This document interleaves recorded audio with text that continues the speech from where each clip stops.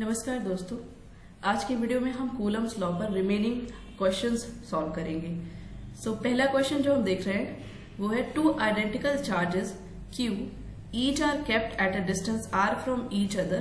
A third charge small q is placed on the line joining the above two charges such that all the three charges are in equilibrium.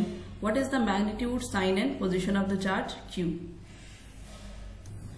Question में कह रहा है कि दो charges हैं Q and Q, ये दोनों एक दूसरे से कुछ डिस्टेंस पे रखे हुए हैं और एक थर्ड चार्ज ला करके हमने इनके बीच में रख दिया।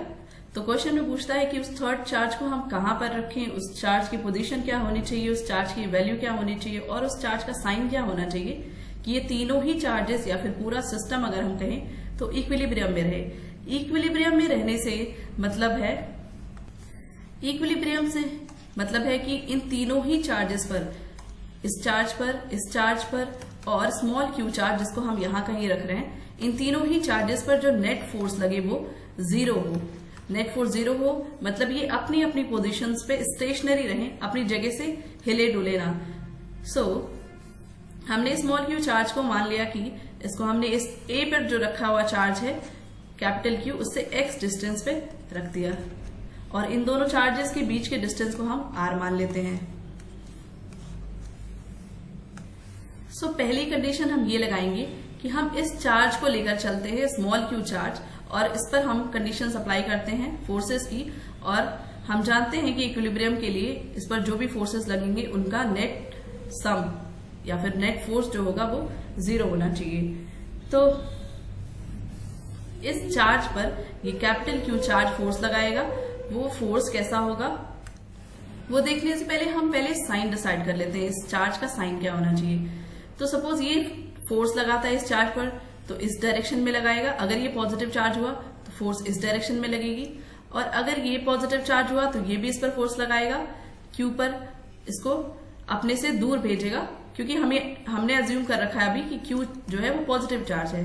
तो अगर ये पॉजिटिव चार्ज है तो कैपिटल क्यू इस पर फोर्स लगाएगा away from itself, that is towards CB, और ये पॉजिटिव चार्ज इस पर फोर्स लगाएगा away from itself, that is towards CA, यानी कि इधर की तरफ। हमने देखा कि ये दोनों ही फोर्सेस ऑपोजिट हैं, और अगर ऑपोजिट फोर्सेस होंगे तो वो कैंसिल आउट होकर के जीरो हो सकते हैं।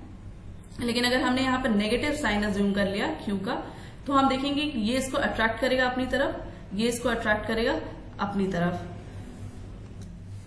दोनों ही केस में हमने जब पॉजिटिव अज्यूम किया और जब हमने नेगेटिव अज्यूम किया इस चार्ज को, तो दोनों ही केसेस में फोर्सेस इस पर जो लग रहे हैं वो equal and not equal but they are in opposite directions. But हम यहाँ पर नेगेटिव साइन लेंगे, मतलब कि इस पूरे सिस्टम को इक्विलिब्रियम में रहने के लिए चार्ज स्मॉल क्यू का साइन नेगेटिव होना चाहिए, क्योंकि इस पॉजिटिव चार्ज और इस पॉजिटिव चार्ज में रिपल्सन होगा, ए पर और बी पर रखे गए चार्जेस में रिपल्सन होगा।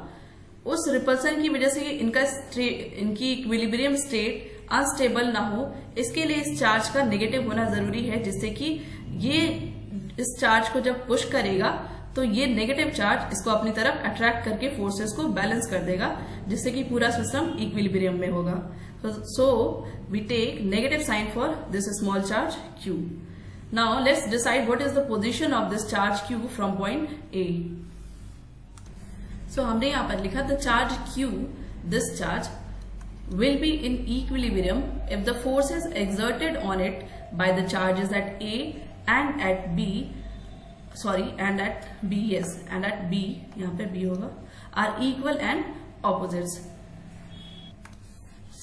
Charge at A will exert force on charge at C, and this is K capital Q small q by x square, इनके बीच का डिस्टेंस x है, और वो फोर्स इक्वल होगा इन दोनों के बीच के फोर्स के।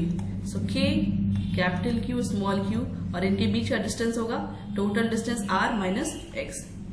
This will be r minus x का होल स्क्वायर। इसको जब हम सॉल्व करेंगे तो यहां से कुछ टर्म्स कैंसिल आउट होकर के ये एक्सप्रेशन आएगा, यहां से x की वैल्यू आ जाएगी r minus x and x will be r by 2। हमने देखा कि इस सिस्टम को, इन तीनों चार्जेस के सिस्टम को इक्विलिब्रियम में रखने के लिए पहले तो हमें इस चार्ज के साइन को या पोलैरिटी को नेगेटिव लेना है, या फिर हम बोले इन दोनों चार्जेस के ऑपोजिट पोलैरिटी लेनी है। दूसरा, इस चार्ज को हमें इन दोनों चार्जेस के मिड पॉइंट पर रखना है, that is at distance r/2, मतलब ये चार्ज दोनों ही चार्जेस से इक्वल डिस्टेंस पे रहना चाहिए। नेक्स्ट, हमें इस चार्ज का मैग्नीट्यूड कैलकुलेट करना है। इसके मैग्नीट्यूड को कैलकुलेट करने के लिए हमारे पास 3 चार्जेस का सिस्टम था। This is capital Q, A, B और C पर, दैट इज मिड पॉइंट पर हमने रखा स्मॉल q, नेगेटिव चार्ज। अब हमें इस पर कंडीशन लगा करके इक्विलिब्रियम की हमने एक चीज फाइंड आउट कर ली। नेक्स्ट चीज फाइंड आउट करने के लिए हम इन पे या इस पे, इन दोनों में से किसी भी एक चार्ज पे इक्विलिब्रियम की कंडीशन लगाएंगे और Q की वैल्यू फाइंड आउट करेंगे। तो सपोज हमने इस चार्ज को चुना, तो इस और इस चार्ज के बीच में फोर्स ऑफ रिपल्सन जो लगेगा, वो फोर्स ऑफ रिपल्सन इन दोनों चार्जेस के बीच के फोर्स ऑफ अट्रैक्शन से बैलेंस होगा, तभी ये तीनों सिस्टम क्या होंगे, इक्विलिब्रियम में रहेंगे। सो ये वाली कंडीशन हम लगाएंगे कि ये और ये चार्ज एक दूसरे को पुश कर रहे हैं, बट ये चार्ज क्या कर रहा है, इस चार्ज को अपनी तरफ अट्रैक्ट कर रहा है कि जिससे कि ये अपनी ही पोजीशन पर रहे। That is we can write it in mathematical term as के, ये इन दोनों के बीच का फोर्स है के, कैपिटल Q, इनके बीच का डिस्टेंस है r², which is equal to K Q small q और इनके बीच का डिस्टेंस है r/2²। सो यहां से हमें Q की वैल्यू मिल जाएगी कैपिटल Q/4। सो हमने देखा कि अगर 3 चार्जेस हमारे पास हैं, 2 कैपिटल Q, ये स्मॉल q, तो इस स्मॉल q का साइन नेगेटिव होना चाहिए, यानी कि पोलैरिटी इन दोनों चार्जेस के ऑपोजिट होनी चाहिए। इसका लोकेशन कहाँ होना चाहिए, इन दोनों चार्जेस के मिड पॉइंट पर रखा होना चाहिए। एंड नेक्स्ट, इस चार्ज का मैग्नीट्यूड इन दोनों चार्जेस के 1/4 होना चाहिए, तब ये पूरा सिस्टम क्या होगा, इक्विलिब्रियम में होगा। यानी कि इन तीनों ही चार्जेस पर जो इंडिविजुअल फोर्सेस लगेंगे, वो फोर्सेस क्या होंगे, 0 होंगे। नेट फोर्स, वो फोर्सेस, नेट फोर्स उनका 0 होगा। नेक्स्ट क्वेश्चन है, 2 point charges +4e and +e are fixed at a distance a apart. Where should a third charge Q be placed on the line joining the 2 charges so that it may be in equilibrium? In which case the equilibrium will be stable and which unstable? So ये question भी बिल्कुल पिछले वाले question की तरह है। इस बार charges दिए गए हैं +4Q, +4E and +E। इन दोनों चार्जेस के बीच में एक थर्ड चार्ज जिसका मैग्नीट्यूड Q है, उसको हमने यहां कहीं रख दिया है। इक्विलिब्रियम में हो ये चार्ज, उसके लिए इस चार्ज का मैग्नीट्यूड या फिर इस चार्ज की पोजीशन क्या होनी चाहिए। सो क्वेश्चन में मेंशन है इन दोनों चार्जेस के बीच की डिस्टेंस a है, तो हमने सपोज कर लिया कि +4e चार्ज से x डिस्टेंस पे हमने q चार्ज को लोकेट कर दिया।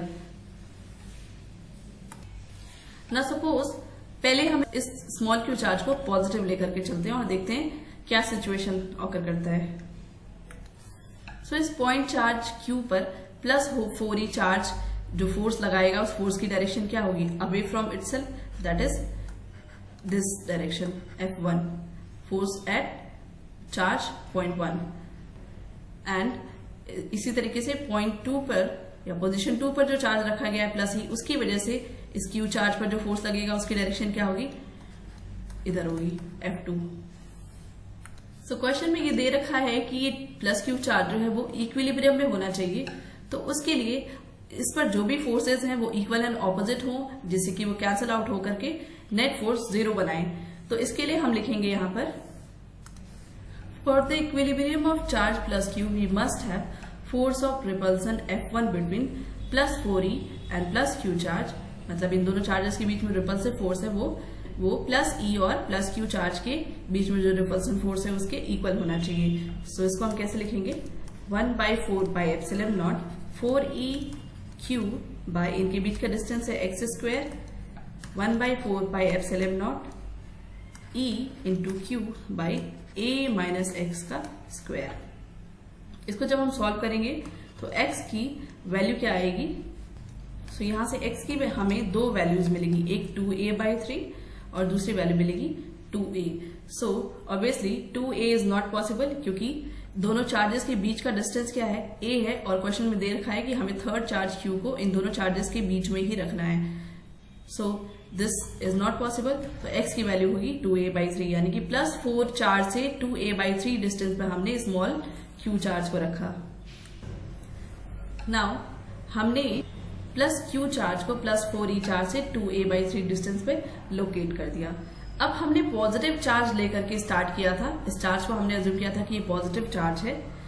अब हम देखते हैं अगर इस पॉजिटिव चार्ज को इस इक्विलिब्रियम पॉइंट से, हमने देखा कि इक्विलिब्रियम की कंडीशन लगाने के बाद हमें जो इस पॉइंट की लोकेशन मिली वो क्या मिली कि +4e चार्ज से 2a/3 डिस्टेंस पे ये चार्ज को रखेंगे, तब ये पूरा सिस्टम या फिर ये चार्ज, नॉट सिस्टम, ये चार्ज इक्विलिब्रियम में होगा, मतलब कि अपनी पोजीशन पे होगा और इस पे नेट फोर्स जो है 0 लगेगा। अब हम देखते हैं कि अगर इस चार्ज को हम इसकी इक्विलिब्रियम पोजीशन से मूव करते हैं, डिस्प्लेस करते हैं, तो इस पर क्या इफेक्ट पड़ता है। सपोज कि +q चार्ज को हमने डिस्प्लेस किया towards +e charge, +e charge की तरफ हमने इसको मूव किया, तो क्या होगा, ये डिस्टेंस बढ़ेगी, ये वाली डिस्टेंस इंक्रीज होगी और ये वाली घटेगी। सो ये डिस्टेंस इंक्रीज होने से +4e और +q के बीच का जो चार्ज होगा, वो के बीच का जो फोर्स होगा वो क्या होगा, डिक्रीज होगा, और वो फोर्स क्या है, F1 है। सो F1 क्या होगा, डिक्रीज होगा। अगर हमने इस +q चार्ज को +e चार्ज की तरफ मूव किया तो हमने देखा कि ये डिस्टेंस इंक्रीज होगा और F1 डिक्रीज होगा, मतलब इन दोनों के बीच का फोर्स डिक्रीज होगा और ये फोर्स इंक्रीज होगा क्योंकि ये डिस्टेंस डिक्रीज होगी, this distance decreases, so F2 force क्या होगा, इंक्रीज होगा। F2 इंक्रीज होगा और F1 डिक्रीज होगा, मतलब ये दोनों फोर्सेस इक्वल नहीं है अब, जैसे कि ये पहले थी जब ये चार्ज यहां पर था। अब हमने चार्ज को डिस्प्लेस किया है टुवर्ड्स ई, तो अब ये फोर्सेस इक्वल नहीं है, F2 यहां पर बड़ा है और F1 छोटा है। सो नेट फोर्स जो +q पर काम करेगा वो क्या होगा, F2 - F1, और F2 - F1 की डायरेक्शन किधर होगी, टुवर्ड्स F2, क्योंकि F2 बड़ा है, यानी कि इधर की तरफ। सो हमने देखा कि हमने +q चार्ज को उसकी इक्विलिब्रियम पोजीशन से डिस्प्लेस करके +e चार्ज की तरफ किया, तो इस पर जो नेट फोर्स लग रहा है वो फोर्स क्या कर रहा है, इस +q चार्ज को इसकी इक्विलिब्रियम पोजीशन की तरफ वापस ढकेल रहा है, यानी कि F2 - F1 चार्ज जो है वो लेफ्ट की तरफ है, मतलब इस +q चार्ज को वो इक्विलिब्रियम पोजीशन पर ला रहा है। सो हम कह सकते हैं कि जो +q चार्ज हमने अज्यूम किया है इसकी इक्विलिब्रियम क्या है, स्टेबल है, मतलब अगर हम इसको डिस्प्लेस करते हैं तो इस पर जो फोर्सेस लगते हैं, नेट फोर्सेस, वो इसको इसकी इक्विलिब्रियम पोजीशन की तरफ पुश करते हैं। तो ये चार्ज का साइन, ये वाला साइन, पॉजिटिव साइन जो हमने अज्यूम किया है, ये क्या बताता है, इस चार्ज को स्टेबल बनाता है। अब हमने इस चार्ज Q को नेगेटिव अज्यूम कर लिया, हमने नेगेटिव चार्ज लेकर के देखा, तो इस पर अट्रैक्टिव फोर्सेस लगेंगे, +4e चार्ज इसको अट्रैक्ट करेगा अपनी तरफ और +e चार्ज भी इसको अट्रैक्ट करेगा अपनी तरफ। सो ये क्या है, F2 एंड ये क्या है, F1।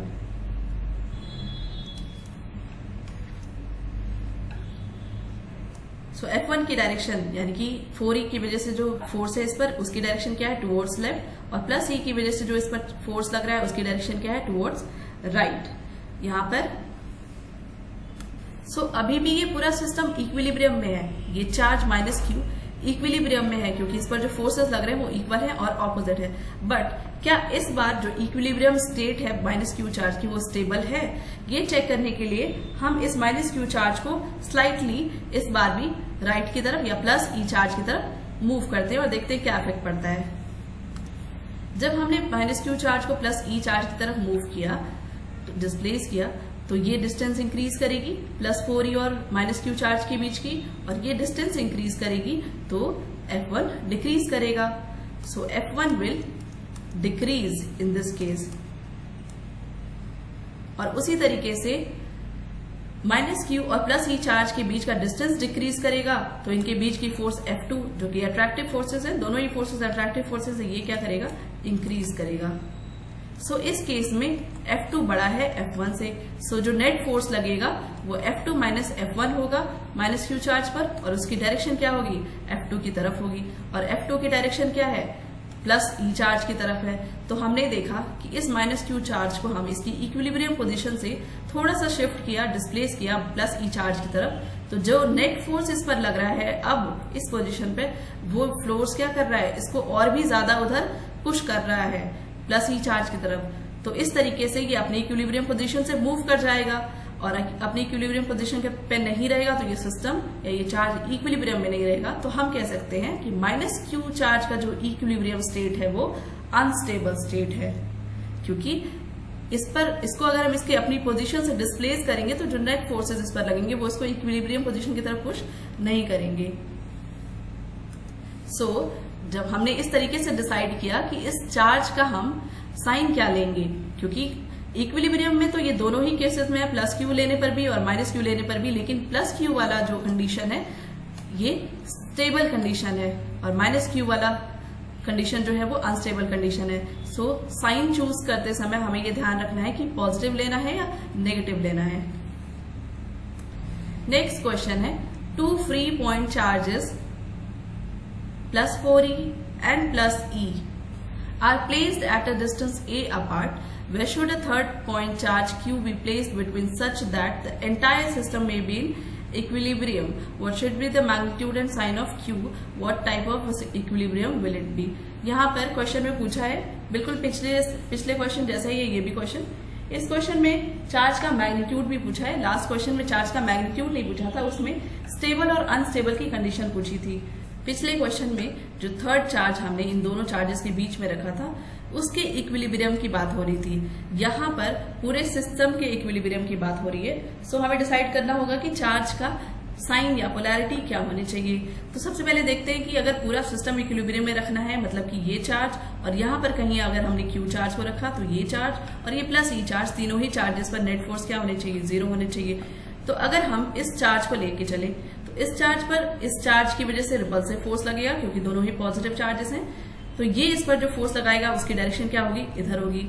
सो इस पर नेट फोर्स 0 हो, इसके लिए इस पर जो दूसरा फोर्स लगेगा उसकी डायरेक्शन ऑब्वियसली इधर होनी चाहिए। तो ये साइन बताता है कि इन दोनों के बीच में क्या होना चाहिए, रिपल्सिव नहीं अट्रैक्टिव फोर्स होना चाहिए। अट्रैक्टिव फोर्स कब होगा, जब ये ऑलरेडी पॉजिटिव है तो ये नेगेटिव होना चाहिए। इट मीन्स कि इस चार्ज को जब हम नेगेटिव लेकर के चलेंगे तब ये पूरा का पूरा सिस्टम क्या होगा, इक्विलिब्रियम में होगा। ठीक वैसे ही हम इससे भी चेक कर सकते हैं। इस प्लस ई चार्ज पर इस प्लस 4e चार्ज की वजह से रिपल्सिव फोर्स लगेगा, जिसकी डायरेक्शन होगी away from plus 4e charge, that is towards right. And इस फोर्स को बैलेंस करने के लिए, जैसे कि प्लस ई पर नेट फोर्स 0 हो, इस पर जो दूसरा फोर्स लगना चाहिए वो टुवर्ड्स लेफ्ट लगना चाहिए। और ये कब होगा, जब इस चार्ज की साइन नेगेटिव होगी, जिसकी वजह से इनके बीच में अट्रैक्टिव फोर्स लगेगा। सो ये तो डिसाइड हो गया कि इस चार्ज का साइन क्या होना चाहिए, नेगेटिव होना चाहिए। नेक्स्ट हमें इस चार्ज का मैग्नीट्यूड पता करना है। उसके लिए हम किसी भी एक चार्ज पर इक्विलिब्रियम की कंडीशन लगा देते हैं। यहाँ पर प्लस 4e और e के बीच का डिस्टेंस a है और प्लस 4e माइनस q के बीच का डिस्टेंस हमने x एज्यूम कर लिया। So this distance will be a minus x। Now अगर हम प्लस 4e चार्ज के इक्विलिब्रियम कंडीशन की बात करें, देन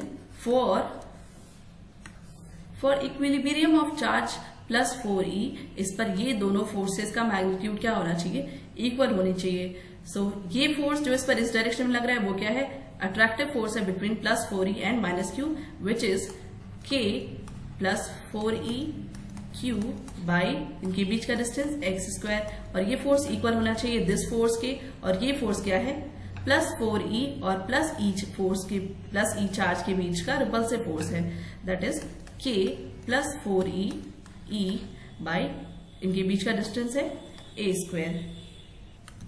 इसको जब हम सिंप्लीफाई करके सॉल्व करेंगे, q की वैल्यू मिलेगी e(x²) बाई a²। ये तो चार्ज की वैल्यू मिल गई। इसमें एक अननोन टर्म है x, जिसकी वैल्यू हमें फाइंड आउट करनी है। सो हम क्या करेंगे, अब इस बार हम माइनस q चार्ज पर इक्विलिब्रियम की कंडीशन लगा देंगे। For equilibrium of charge minus q, attraction force F1 between plus 4e and minus q। This is plus 4e charge and this is minus q। इनके बीच में जो अट्रैक्शन फोर्स लग रहा है ये F1, वो इक्वल होगा F2, attractive force between minus q and plus e charge. सो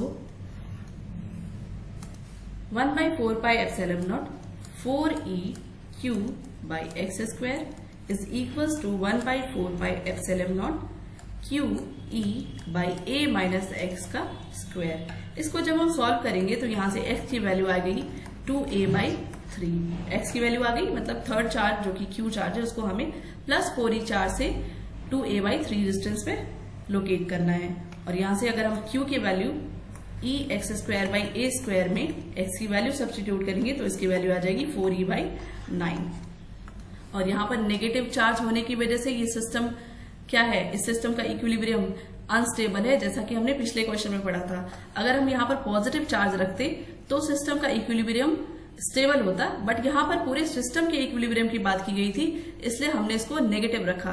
पिछले क्वेश्चन में सिर्फ इस चार्ज के इक्विलिब्रियम की बात की गई थी, इसलिए हमने वहां पर पॉजिटिव चार्ज रखा था, क्योंकि इस चार्ज के इक्विलिब्रियम के लिए हमें इसको पॉजिटिव लेकर चलना था। बट यहाँ पर हमें इन तीनों चार्जेस को इक्विलिब्रियम में देखना है।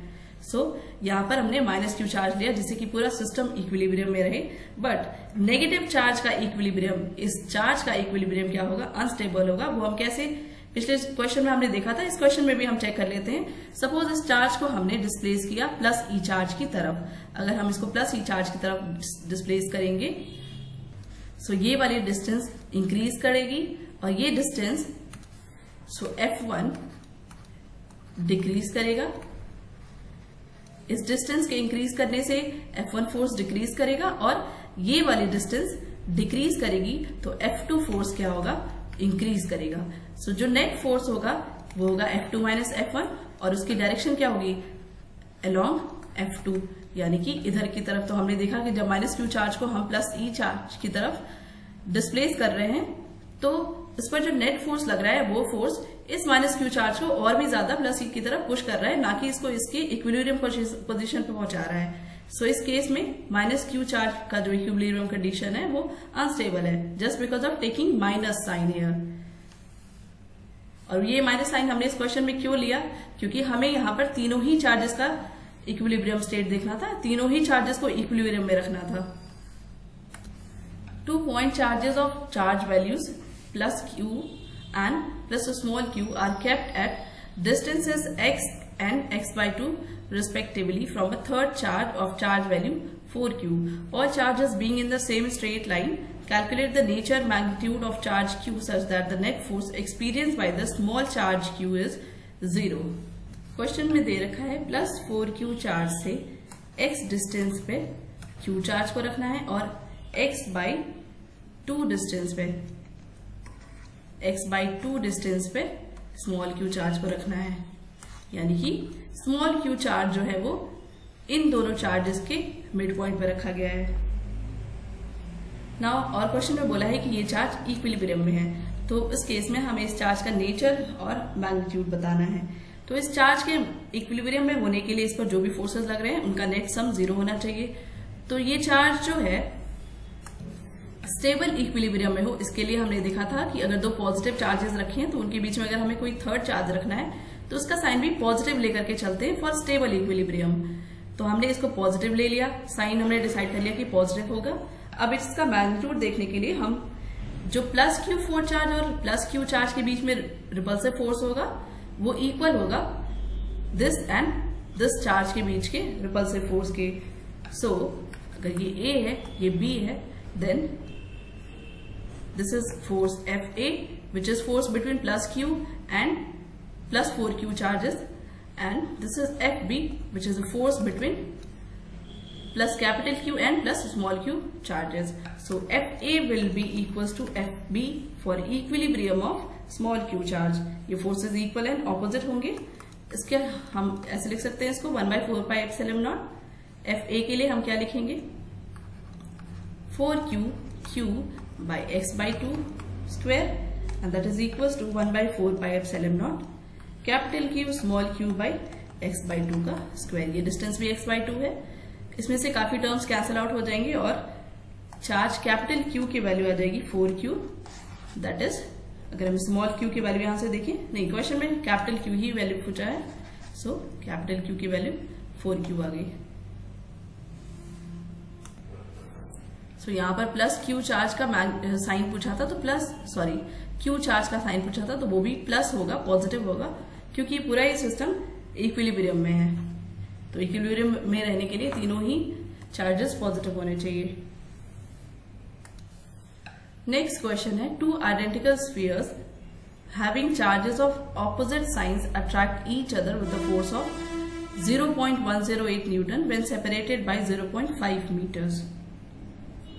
The spheres are connected by a conducting wire, which then removed, then thereafter they repel each other with a force of 0.036 Newton. What were the initial charge on the sphere? Question में पूछा है, बताया है दो identical spheres हैं, मतलब कि same size के स्फीयर्स हैं, उन पर ऑपोजिट साइंस है। तो मान लिया हमने कि एक स्फीयर है प्लस क्यू, एक स्फीयर पे प्लस क्यू चार्ज है और दूसरे पे माइनस क्यू चार्ज है, और Q1 Q2 plus Q1 and minus Q1 charges हैं दोनों स्फीयर्स पे। ये दोनों ये spheres because of opposite science एक दूसरे को अट्रैक्ट कर रहे हैं विद फोर्स ऑफ 0.108,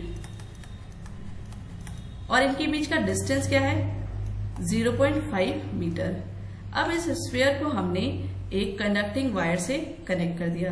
क्योंकि हमने इसको कंडक्टिंग वायर से कनेक्ट किया तो चार्जेस फ्लो होंगे एक बॉडी से दूसरी बॉडी में, ट्रांसफर होंगे या फ्लो होंगे। उसके बाद हमने क्या किया, कंडक्टिंग वायर को रिमूव कर दिया। अब इनके बीच का फोर्स लग रहा है 0.306 न्यूटन। तो क्वेश्चन में पूछ रहा है कि इनिशियली इन पर क्या चार्जेस होंगे। तो इनिशियल चार्जेस हमने मान लिया कि पहले स्फीयर पे प्लस Q1 है और दूसरे स्फीयर पे माइनस Q2 है। सो फर्स्ट केस में हम देखेंगे जब दोनों ही चार्जेस एक दूसरे को अट्रैक्ट कर रहे थे, जब दोनों चार्जेस एक दूसरे को अट्रैक्ट कर रहे थे तो उनके बीच का फोर्स क्या होगा कि Q1 Q2 by R square. R हमने उनके बीच का डिस्टेंस लिया है जो कि क्वेश्चन में मेंशन है 0.5 मीटर, that is 0.108 newton is equals to K की वैल्यू हमने रखा 9 × 10⁹ और Q1 Q2 हमें नहीं पता है और डिस्टेंस हमें पता है जो कि 0.5 मीटर का स्क्वायर है। इस एक्सप्रेशन को जब हम सॉल्व करेंगे तो हमें Q1 Q2 यानी दोनों चार्जेस के प्रोडक्ट की वैल्यू मिलेगी 3 × 10⁻12। नेक्स्ट कंडीशन क्वेश्चन में दिया है कि अब दोनों ही स्फीयर्स को हमने एक कंडक्टिंग वायर से कनेक्ट कर दिया। तो कंडक्टिंग वायर से कनेक्ट करने के बाद क्या होगा, they will share charges equally. So charge on each sphere will be, पहले स्फीयर पे जो चार्ज है वो और दूसरे स्फीयर पे जो चार्ज है वो, उन दोनों का सम को हम जब 2 से डिवाइड कर देंगे तो ये इक्वल चार्ज दोनों ही स्फीयर्स पे डिस्ट्रीब्यूट हो जाएंगे। यानी कि पहले और दूसरे दोनों ही स्फीयर्स पे Q1 minus Q2 by 2 charge होगा। तो अब उन दोनों के बीच में जो फोर्स लगेगा वो क्या होगा, रिपल्सिव फोर्स होगा, क्योंकि दोनों ही चार्जेस सेम है in sign and magnitude. Force of repulsion between them is F is equal to K। Charge की value Q1 minus Q2 by 2, ये पहले स्फीयर पे चार्ज है, सेम चार्ज दूसरे स्फीयर पे है और उनके बीच का डिस्टेंस अभी भी फिक्स है which is equal to 0.5। So F की वैल्यू इस केस में क्वेश्चन में दे रखा है 0.036 है एंड K की वैल्यू 10⁹ 9 × 10⁹ R की value 0.5 square and Q1 minus Q2 by 2 का होल स्क्वायर। यहां से इस एक्सप्रेशन को जब हम सॉल्व करेंगे तो Q1 minus Q2 whole square की वैल्यू आ जाएगी 4 × 10⁻12 which implies that Q1 minus Q2 is equals to 2 × 10⁻6। तो हमारे पास दो एक्सप्रेशन मिल गए हैं, एक दो चार्जेस का प्रोडक्ट मिल गया है और उन्हीं दो चार्जेस का सब्ट्रैक्शन एक एक्सप्रेशन मिल गया है। सो इन दोनों चार्जेस की वैल्यूज फाइंड आउट करने के लिए हम एक एक्सप्रेशन बनाएंगे Q1 प्लस Q2 का, जिससे कि इन दोनों एक्सप्रेशंस को इजीली सॉल्व करके, इन दोनों लीनियर एक्सप्रेशंस को सॉल्व करके हम Q1 और Q2 की वैल्यू निकाल लेंगे। सो Q1 प्लस Q2 को हम किस तरह से लिख सकते हैं, Q1 प्लस Q2 के होल स्क्वायर को Q1 square plus Q2 square plus 2Q1 Q2, इसमें हम प्लस 2Q1 Q2 ऐड करेंगे और माइनस 2Q1 Q2 सब्ट्रैक्ट करेंगे। तो इस एक्सप्रेशन पे कोई फर्क नहीं पड़ेगा, this expression is still the same. Now we can write that इस टर्म को और इस टर्म को एक साथ हम लिख सकते हैं Q1 माइनस Q2 का होल स्क्वायर, और इन दोनों को हम एड अप करके यहां लिख सकते हैं 4Q1 Q2। सो Q1 प्लस Q2 का whole square is equal to this. Now अब हमारे पास इसकी भी वैल्यू है Q1 माइनस Q2 की, और Q1 Q2 के प्रोडक्ट की भी वैल्यू है। वो दोनों वैल्यूज हम यहां पर रखेंगे। Q1 माइनस Q2 की वैल्यू है 2 × 10⁻6 का square plus 4 times Q1 Q2 की प्रोडक्ट की वैल्यू है 3 इंटू 10 टू द पावर -12। इस एक्सप्रेशन को सॉल्व करके हमें Q1 प्लस Q2 की वैल्यू मिलेगी 4 into 10 to the power -6।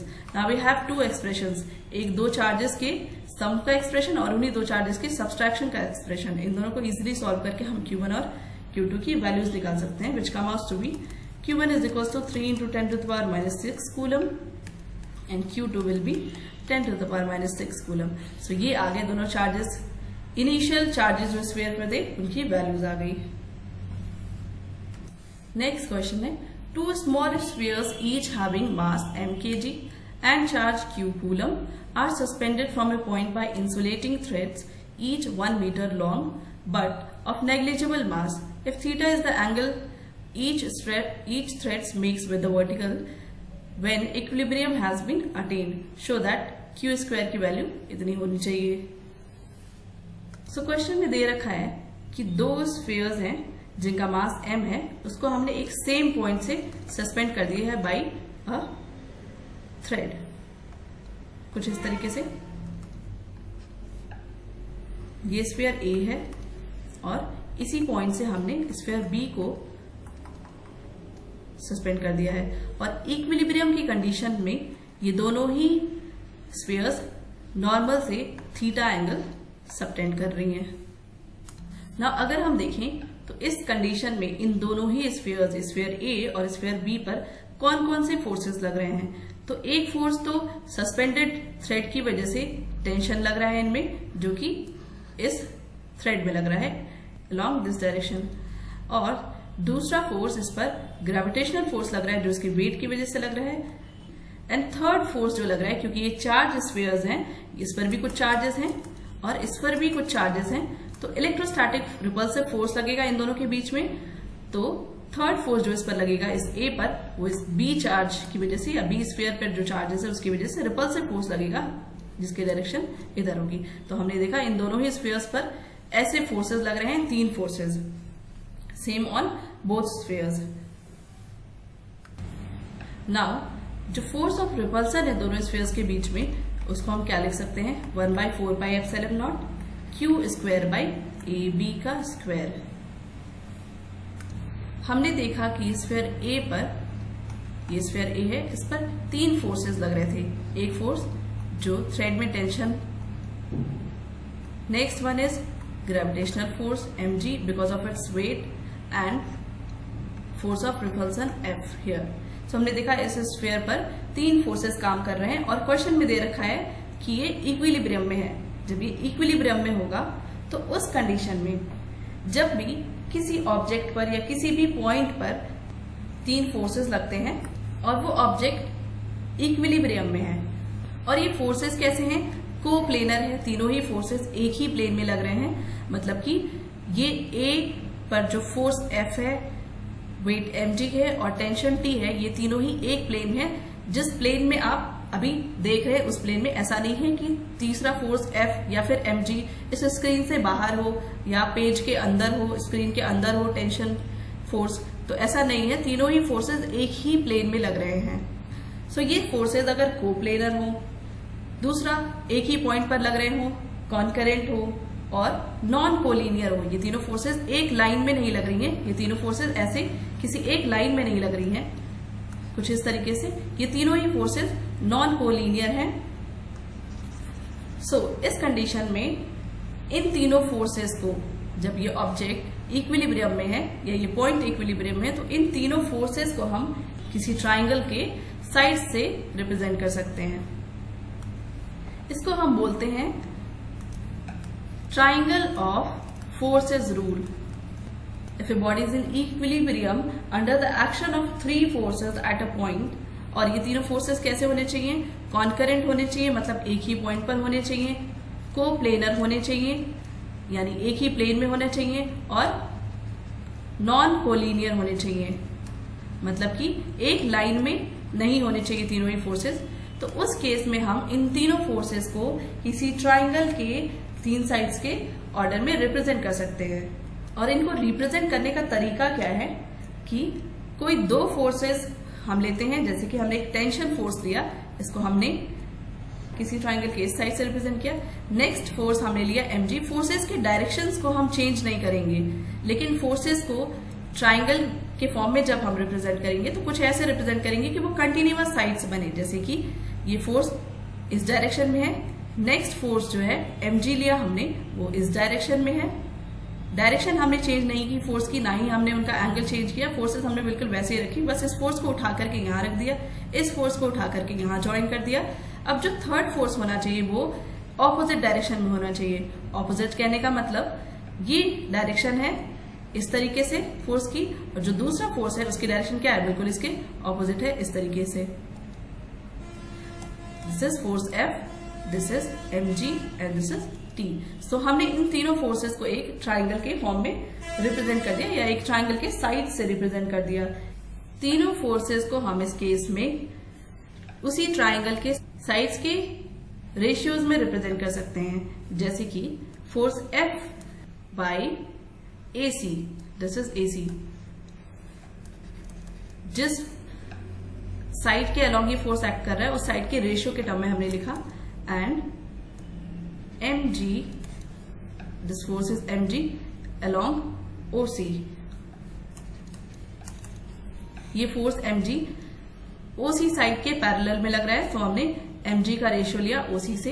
And third force tension T, इसको हम लेंगे along AO।